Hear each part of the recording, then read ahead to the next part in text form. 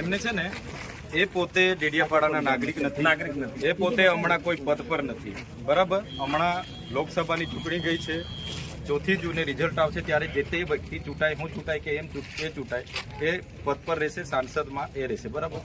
આજે તાલુકા પંચાયતમાં કયા હોદ્દાની રૂએ એ ખુરશીમાં બેઠા છે કલાકથી, બધાને શું કરવા બોલાવ્યા છે?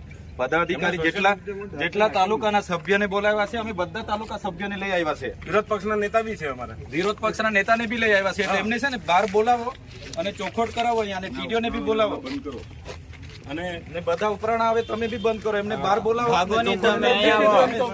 અમે તો અહીંયા સ્થાનિક છે, આખી રાત જ અહીંયા બેસીશું. દર વખતે ટેપ પડી ગયેલી છે લોકોને.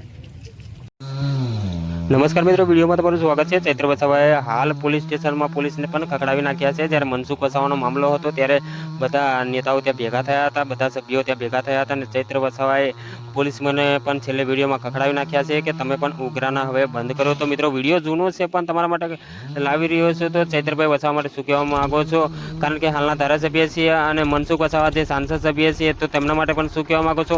સૌથી પહેલાં તમને મનસુખ વસાવાની કામગીરી વધારે પસંદ આવે છે કે પછી ચૈત્ર વસાવાની, એ પણ કમેન્ટમાં જરૂરથી જણાવજો. કારણ કે બધાના પ્રશ્નોના જે હલ કરી આપતા હોય છે. તો ચૈત્ર વસાવાના વિડીયો અત્યારે સોશિયલ મીડિયામાં વાયરલ થઈ રહ્યા છે મિત્રો.